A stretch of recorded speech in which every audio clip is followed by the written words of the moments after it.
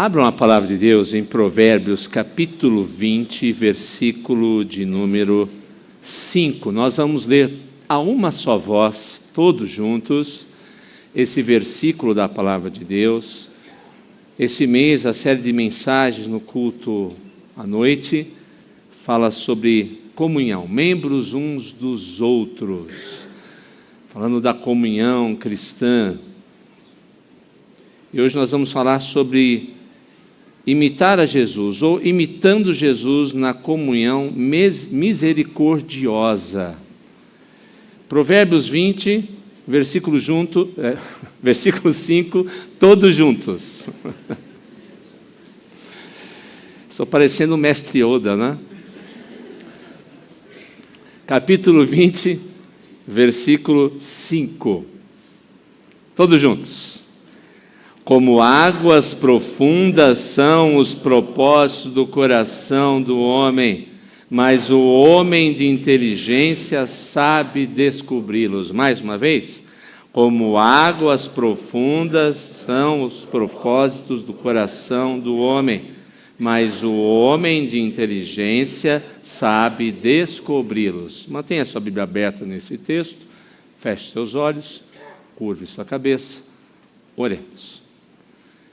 Pai querido, Deus bondoso, Senhor da palavra, aquele que revelou a sua vontade, revelou a sua eterna misericórdia e graça em Cristo Jesus para o seu povo, e registrou todas as coisas para que pudéssemos andar em santidade de vida, para agradar ao Senhor, para fugirmos deste mundo tenebroso, das armadilhas de Satanás e do nosso próprio coração corrompido. Louvamos o seu nome e clamamos mais uma vez, certos da tua graça e misericórdia que se renovam. Fala conosco, ajuda-nos, que o teu Santo Espírito inunde o nosso coração, transborde o nosso ser, para que a tua palavra, ó Pai, não seja uma mera teoria, uma obrigação a ser lida, mas seja algo vívido em nossa alma, algo que faz pulsar o nosso coração, algo, ó Deus, que faz abrir nossos olhos espirituais e faz com que a cada dia o nosso coração também se aqueça e se inunde de amor pelo Senhor e por sua vontade. Precisamos de Ti, perdoa os nossos pecados e fala por meio da tua palavra, em nome de Jesus. Amém. Queridos, toda vez que a Bíblia fala sobre o coração, ela está tratando de todo aspecto imaterial, invisível do ser humano, dos nossos desejos, nossas vontades, nossos pensamentos, nossas escolhas, tudo aquilo que nos faz ser o que somos, escolher o que escolhemos e direciona os nossos passos, para longe ou para perto do nosso Deus, que faz com que Deus seja o centro de tudo, ou faz com que nós mesmos sejamos o centro da nossa vida e, portanto, façamos escolhas que nos levam para distante de Deus e não para perto dele. Na igreja, nós somos um povo que forma, ou pelo menos deveria formar um corpo. A própria Escritura Sagrada diz que quando um dos membros sofre, todo o corpo sofre. Quando um dos membros está alegre, todo o corpo deve estar alegre e compartilhamos, portanto, das alegrias, vitórias, derrotas e tristezas. Caminhar dessa forma é profundamente desafiador.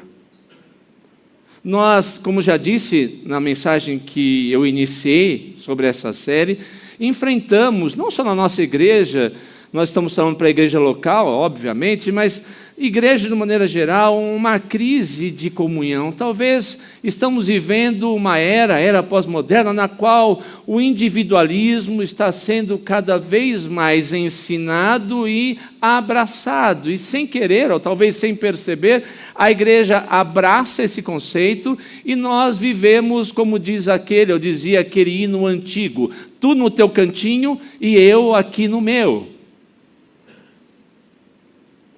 De qualquer forma, voltemos para a Bíblia. Nós somos membros uns dos outros. E isso diz respeito, quando trata sobre comunhão, ao cuidado que devemos ter uns para com os outros, ao mútuo aconselhamento em nossos relacionamentos. Para que você entenda melhor o que eu estou querendo dizer, imagine algumas situações que eu pontuo aqui. Imagina que você está num grupo Despertai, ou num momento em uma reunião menor com seus irmãos e irmãs, um grupo misto, jovens, adolescentes, não importa, e alguém começa a falar naquele momento, sentindo que o ambiente é próprio e seguro para isso, começa a falar sobre as suas lutas. Após um momento, uma grave enfermidade que passou, ou uma grave enfermidade que alguém que lhe é muito querido ou querida passou e que lhe deixou e o deixa profundamente abatido, entristecido, deprimido, distante. Eles talvez não estejam nem vindo na igreja, e talvez às vezes nós nem notamos isso, mas naquele momento ele abre o seu coração, ou ela abre o seu coração. A minha pergunta é: o que nós fazemos? Aproveitamos essa ocasião em que a pessoa confia em nós, confia no grupo, deseja ouvir uma palavra de ânimo, ou nós damos um tapinha nas costas e dizemos: vai para casa, Deus abençoe você. Ou alguém que numa mesma situação, uma situação semelhante a essa, abre os lábios e diz: esse está sendo o ano mais difícil de toda a minha vida. Qual é a resposta que você ou o grupo dão para essa pessoa que está nesse momento ou nessa situação? Como lidar com estas questões?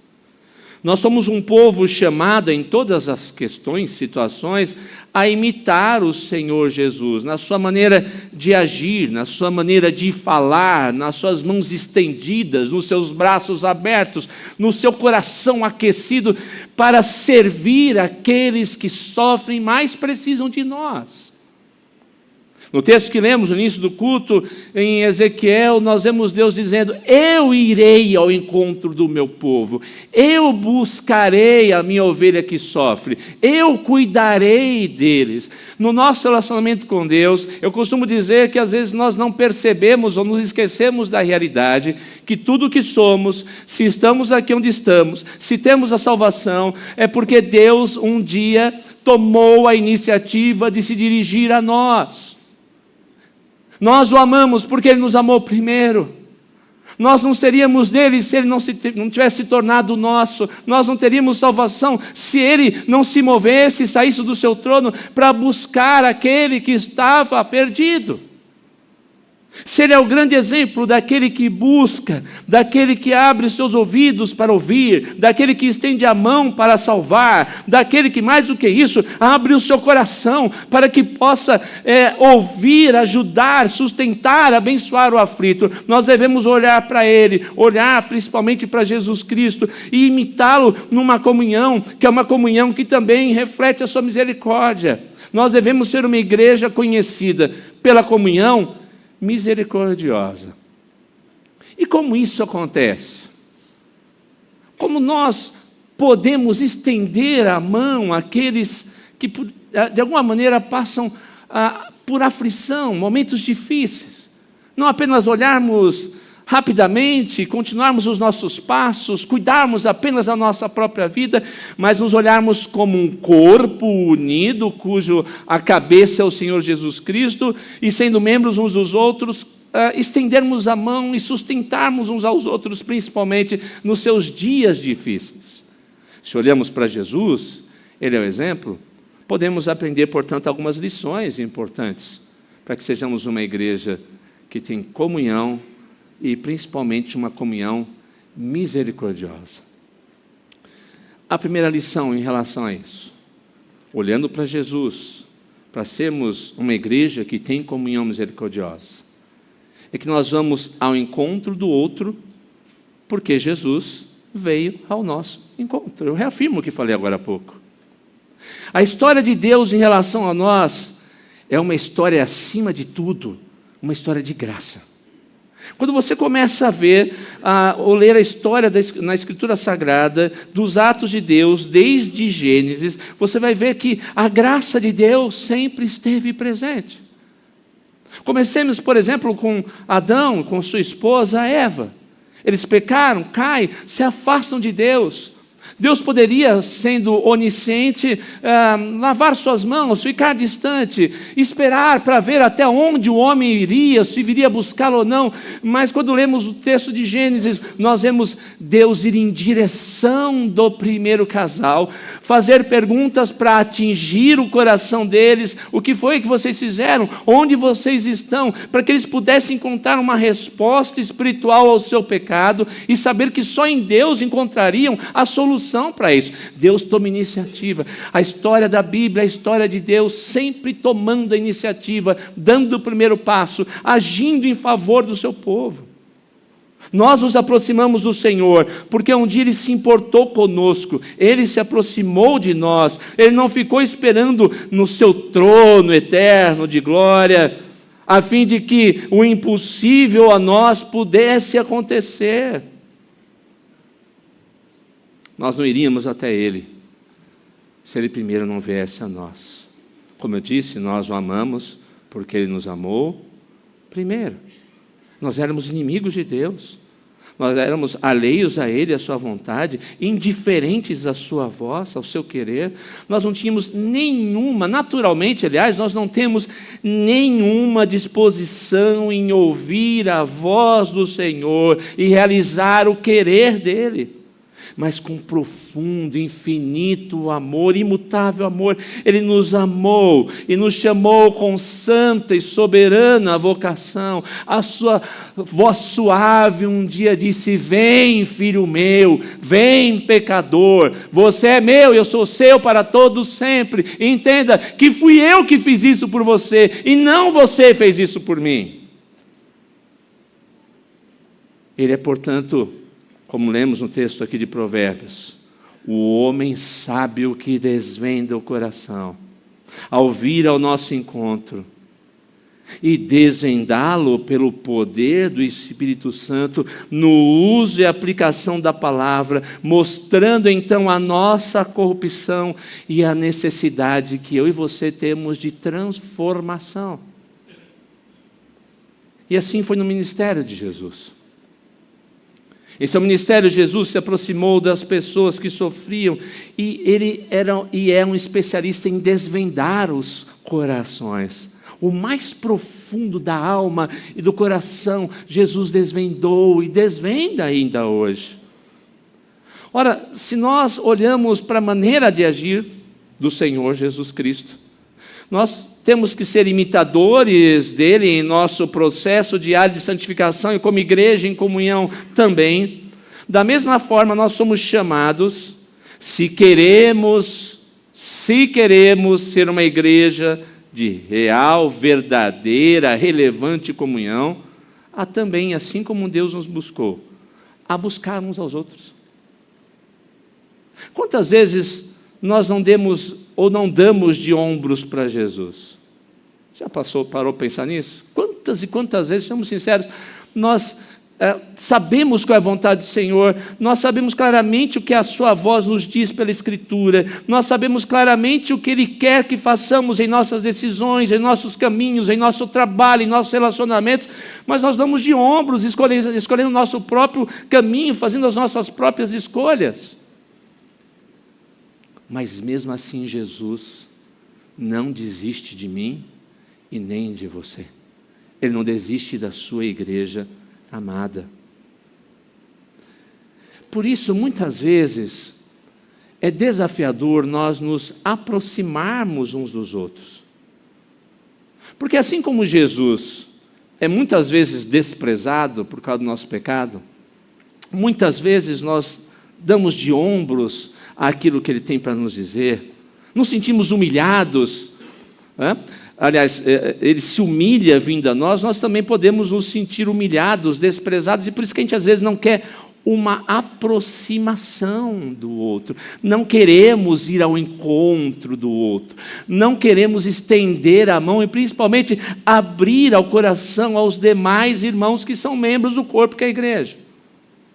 Mas à medida que nós vamos realmente sendo transformados, cada vez mais no poder do Espírito, na aplicação da palavra. Quando olhamos para a Bíblia diz isso, a minha vontade é essa, eu vou negar minha vontade, renegar meu querer egoísta, e vou fazer pela fé e caminhar pela fé segundo aquilo que a Bíblia diz. À medida que eu sou, ou vou sendo transformado dessa forma, eu começo a me ver mais preocupado com o outro, indo até aquele que mais precisa, me dirigindo até mesmo àqueles que parecem mais difíceis, àqueles que são mais calados, mais tímidos, amando mais do que temendo a minha ação, a minha direção, a minha escolha e o abrir do meu coração. Aliás, a única maneira de vencermos o medo é com amor, porque o amor vence o medo.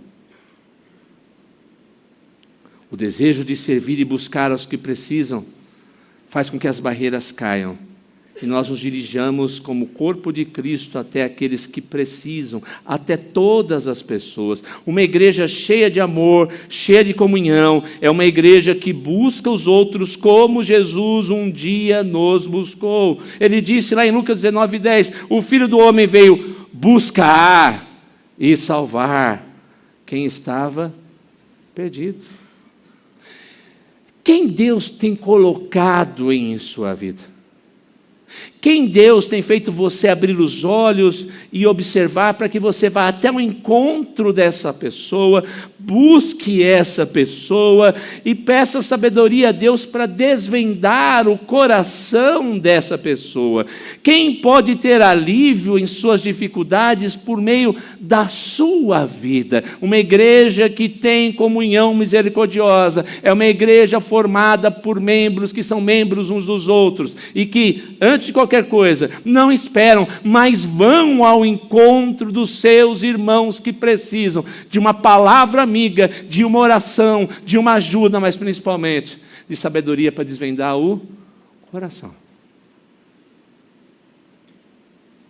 Segunda lição. Além de sermos chamados a irmos ao encontro do outro, porque Jesus veio ao nosso encontro, em segundo lugar, nós somos chamados a ouvir uns aos outros, porque Jesus nos ouve. Pense por uma fração de segundos apenas pense, que Jesus não ouve a sua oração. Pense apenas por uma fração de segundos que em algum momento na sua oração Jesus dissesse, por favor, volte amanhã porque a minha agenda está lotada, eu não posso ouvir você hoje. Ou ainda que Jesus assim dissesse para você, bem, você sempre vem com esse mesmo pedido para perto de mim, eu estou meio cansado e saturado desse pedido, eu gostaria que outra pessoa lhe atendesse, ou então que você mudasse o pedido, porque eu não estou mais afim. É óbvio que são esdrúxulas essas minhas afirmações, e o meu convite é você pensar nisso, é impossível, Jesus jamais fará isso. Nós temos um sumo sacerdote que se compadece o tempo todo das nossas fraquezas.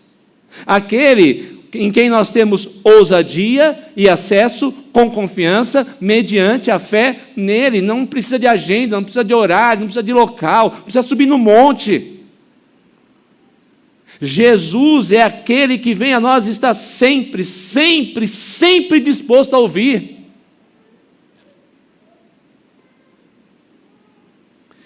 E sejamos sinceros, ouvir e falar com sabedoria é uma tarefa, ou são tarefas desafiadoras.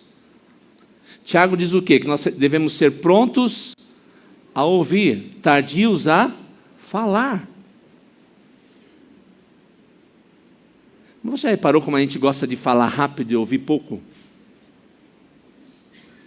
A pessoa mal está falando, você já tem todas as soluções do mundo, já descobriu qual é o problema dela, já sabe qual é a dificuldade, já tem todo o script para falar para ela, é assim que vai resolver. A gente não desvenda o coração desse jeito. Nós somos chamados para ouvir. E ouvir antes de falar, e falar depois de muito ouvir, e falar com sabedoria, exige, antes de qualquer coisa, profunda humildade. Exige conhecimento da Escritura. Não um curso de pós-graduação em teologia, não, mas aquele conhecimento no qual você medita na Escritura, se alimenta da Escritura, conhece a Escritura, sublinha a Escritura, estuda a Escritura, para que no momento propício, no poder do Espírito, você saiba, depois de ouvir, o que deve falar. Portanto, se nós devemos ser prontos a ouvir, nós entendemos e precisamos de humildade para ouvir, entendemos que para executar essa obra, ou tais obras, de ouvir e falar, nós não temos um dom natural em nós mesmos para fazer isso.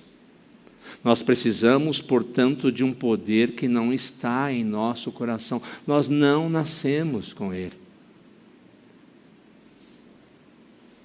Pense no seguinte, estamos falando de comunhão. A Bíblia diz, em alguns momentos, em alguns textos bíblicos, que nós somos uma família, deveríamos ser assim. Deus nos chamou para ser sua família. Uma família, deixa eu já adiantar, tá bom? Uma família equilibrada é uma família que se cumprimenta e se aproxima. Permita-me, é um exemplo positivo, mas para ilustrar muito bem isso, hoje eu trazia a Rebeca para o coral, né? A gente foi um pouquinho mais cedo, quando a gente estava saindo, entrando quase no elevador, o Lucas abre a porta e vira, poxa, nem se despediram de mim, hein? Nem se despediram de mim. Por favor, não estou dizendo que a minha família é a mais equilibrada do mundo, vocês teriam que ir lá conviver comigo uma semana para saber a realidade.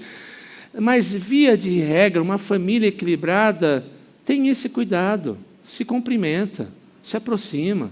Quando alguém está entristecido, vai lá, o que está acontecendo? Por que você está triste? Por que você está chorando? Por que você está tão alegre? Nós vamos o quê? Ouvir. Porque somos família. Família faz isso. Deus quer que sejamos da mesma maneira como família na igreja. Mais que isso, o nosso Deus nos conhece pelo nome, Ele conhece cada um de nós. Quantos milhões de nomes existem na face da terra? Já parou para pensar nisso? Alguns são repetidos, eu sei, mas pense nos nomes que tem no Brasil, que tem nos Estados Unidos, que tem ali nos países na Europa, na língua alemã, inglesa, que tem em sânscrito, que tem lá na Arábia. Quantos e quantos nomes não existem? Mas Deus conhece cada um dos nomes dos seus filhos e mais. Ele conhece cada um de nós, cada pessoa, cada ser. Ele conhece a minha, a sua história, a nossa história, cada luta, cada lágrima derramada, cada aparente derrota, cada vitória, cada sorriso.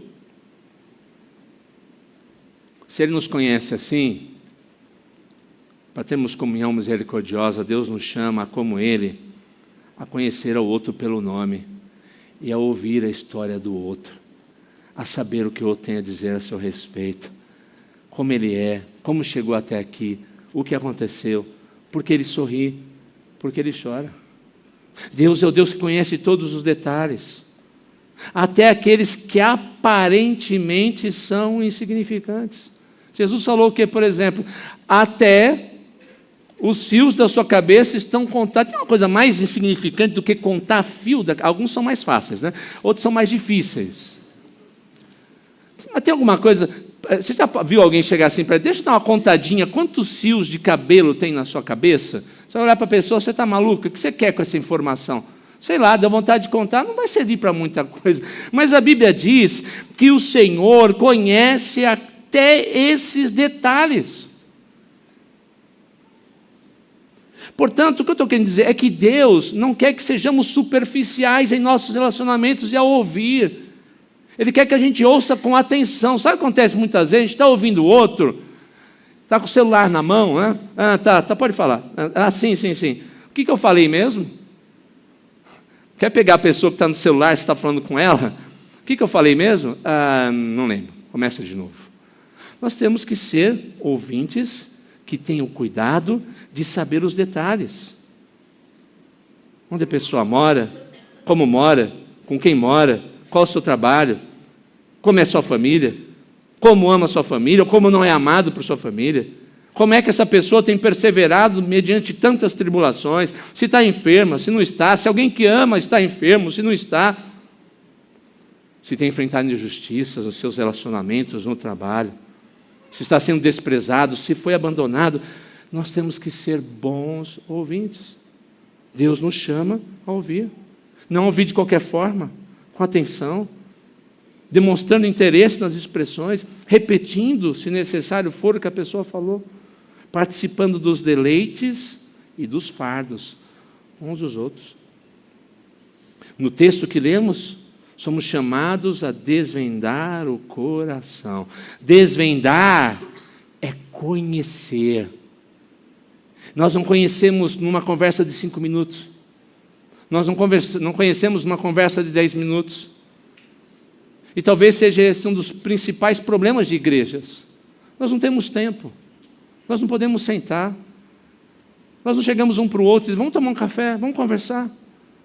Vamos essa semana à noite tomar um café, vamos lá em casa conversar, vamos encontrar nossas famílias, vamos ouvir as lutas, vamos orar uns pelos outros. Nós estamos perdendo esse costume.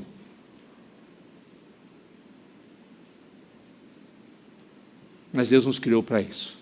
Assim como a Trindade se relaciona, assim como Deus se relaciona intimamente conosco, assim como Deus não fica olhando para o relógio para dizer, está demorando a sua conversa comigo, nós somos chamados a estarmos uns com os outros, em profunda intimidade bíblica, ouvindo, e no momento oportuno, prontos a também falar. Como Deus está sempre disposto, devemos estar com o coração disposto na presença dEle.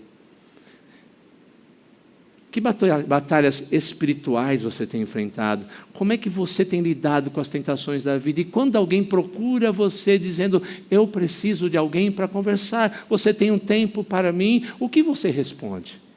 A comunhão na igreja é desfrutada quando nós somos um povo disposto a ouvir. Ir até os outros, em primeiro lugar, disposição a ouvir, e em terceiro e último lugar, assim como Jesus nos conforta, somos chamados a confortar uns aos outros. Não vai adiantar nada, portanto, você ir até a pessoa, não vai adiantar nada você ouvir a pessoa e dizer, olha, muito legal ouvir, Deus abençoe, pode ir embora. Não. Eu preciso saber como confortar essas pessoas. E às vezes até mesmo como confrontar essas pessoas. Todos nós estamos perante Deus. Não importa se nós temos ou não noção disso. Ele nos busca, Ele nos convida a conhecê-lo por meio de Jesus Cristo. Aliás, este é o plano, e o único plano eterno de Deus, que Ele tem em seu coração. Nós, por nossa vez, podemos responder indo cada vez mais para perto dEle, transformando o nosso desejo para ouvir e conhecer Jesus e nos engajarmos em sua obra, falando com Ele, ouvindo a Ele, ouvindo uns aos outros e falando uns com os outros. Ou então, nós criaremos os ídolos do nosso coração, criaremos o nosso próprio trono, as nossas próprias barreiras, o nosso próprio reino, a nossa própria vontade, e ao invés de nos aproximarmos de Deus e uns dos outros, nos afastaremos de Deus e uns dos outros. Só tem esses dois caminhos. Não tem meio termo. Repetindo, ou você se aproxima do Senhor e se aproxima dos seus irmãos, ou você se afasta de Deus e se afasta dos seus irmãos. Portanto, na profundidade do coração que tem que ser desvendado, como o autor de Provérbio diz, a questão que importa no fundo, não diz respeito tanto ao que amamos, mas a quem nós amamos. Você consegue entender a diferença? Não diz respeito ao que você ama, mas a quem você ama.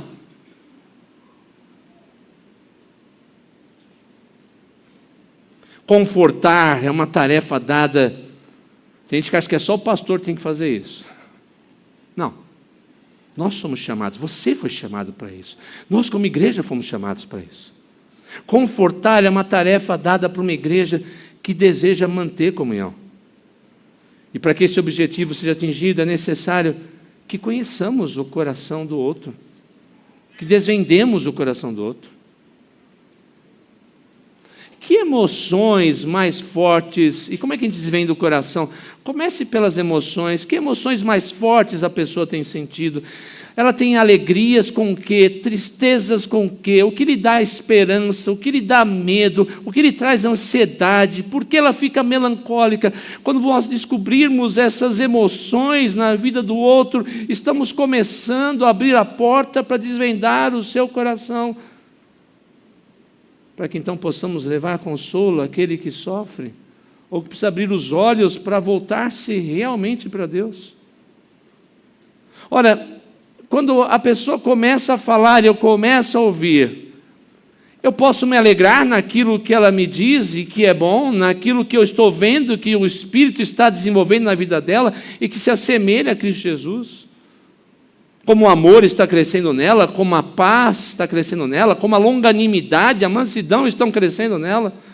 E nós devemos ressaltar isso que Deus está fazendo em sua vida. Que bom, veja em você mais de Cristo, mais amor de Cristo, mais alegria do Espírito, mais mansidão, domínio próprio, longanimidade. Isso é muito bom, Deus está trabalhando em você. Nas aflições, precisamos ter mais empatia. Assim como Jesus teve, somos chamados também a tê-la. Identifique-se com o que sofre, tenha compaixão pelo que sofre. Quanto mais você estiver próximo de alguém, mais verá as lutas que essa pessoa tem, as aflições pelas quais ela passa e vai se identificar com ela, ter empatia por ela.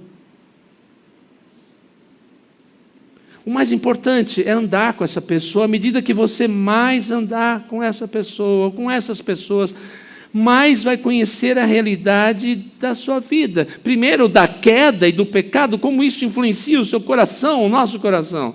Mas também aprenderá, se ele é um irmão, uma irmã em Cristo, a ver o poder do Espírito Santo transformando a sua vida. Ou oferecerá, por meio da Escritura, o poder do Espírito Santo para que ela tenha esperança de transformação e renovação das suas lutas e problemas. Acima de tudo, teremos a capacidade de lembrar que assim como Cristo age em nós, como nosso conforto, perdão, honra, justiça, poder, prazer, esperança, Ele também agirá no coração e na vida do outro. Aprenderemos a descansar em Jesus e ensinaremos uns aos outros a descansar em Jesus. Porque somente quando estamos em Jesus, encontramos nele o descanso para a nossa alma, veremos florescer no meio do seu povo a presença do Espírito e a comunhão necessária para os nossos relacionamentos. Somente quando apresentarmos Jesus como o único e verdadeiro poder e aquele grande tesouro que devemos buscar, encontraremos a dignidade e a nossa imagem transformada como seres humanos, o nosso valor. Quando as coisas são negativas, eu não gosto de ficar usando o púlpito para falar, né? Não é hora para isso. Mas quando as coisas são positivas, a gente pode falar sem mencionar nome. Uma irmã veio falar da sua situação. A gente teve uma aula hoje sobre casamento e divórcio, que é uma coisa difícil para ser trabalhada. Existem N histórias na igreja, né? Nós estamos passando um momento de tristeza, que ficamos sabendo domingo passado, sobre esse assunto. E a pessoa veio falar comigo, está chegando na igreja, pastor, eu passei por um divórcio. A igreja vai me aceitar? Eu desmoronei por dentro. Vou ser muito sincero. Eu fiquei assim, não estou falando de ninguém, eu fiquei pensando, eu como pastor, o que será que eu estou transmitindo para essa pessoa fazer essa pergunta e se sentir de alguma maneira dessa forma. Cada um de nós talvez tenha que fazer essa mesma pergunta em nosso coração. Nós estamos criando barreiras ou abrindo soluções e caminhos? Não estou falando para aceitar o pecado, por favor, não é isso que eu estou falando. E eu estou falando desse assunto por causa da resposta que eu dei. Eu falei, a sua identidade não é ser uma pessoa divorciada. A sua identidade é a imagem de Cristo que está se renovando a cada dia em você. Deus não olha para você com uma marca, como se tivesse o número da besta na testa, divorciado. Ele olha para você, é alguém que eu amo por causa do meu Filho Jesus Cristo, que morreu por ele ou por ela. É isso que a gente precisa resgatar em nós mesmos, e é isso que nós precisamos entregar, expor e apresentar na vida uns dos outros, principalmente daqueles que sofrem. Para que possamos apresentar uma vida digna, humanamente falando, porque elas estão em Cristo, apegadas em Cristo e andando em Cristo. E o mais importante de tudo, aprenda a orar. Orar é a maneira mais segura de ser pessoal, de estreitar os relacionamentos, de demonstrar que você está preocupado com o coração e com a vida da outra pessoa. Nada é mais poderoso do que depois de ouvir dizer para a pessoa, posso orar por você? Posso orar pelo seu problema? Posso orar pela sua luta? Posso orar pela sua dificuldade? Enfim, posso orar todos os dias por você? E depois da oração dizer na semana, estou orando por você, você liga lá para a pessoa, você já conseguiu o seu emprego? Não, vou continuar orando. Você já resolveu o seu problema? Não, continua orando por ele. Você, como é que está a sua luta? Continua a mesma, continua orando por você e por ela. E à medida que oramos uns pelos outros, indo ao encontro, ouvindo aquilo que o outro tem para nos dizer, confortamos uns aos outros pelo poder da oração, mas também pelo poder da palavra, orientando-nos pela Escritura, dando conselhos segundo a Escritura, tendo a certeza que o Senhor as aplicará em cada coração. Nós somos uma igreja que tem comunhão misericordiosa. Nós somos uma igreja com pressa, sem nos preocuparmos uns com os outros, indiferentes aos pedidos e anseios de socorro, que não somos capazes de interpretar o semblante abatido, entristecido, derrotado uns dos outros. Deus nos chama pela sua palavra a ser como Ele. Vamos ao encontro, ouçamos e tenhamos palavras e joelhos que trazem consolo uns para com os outros.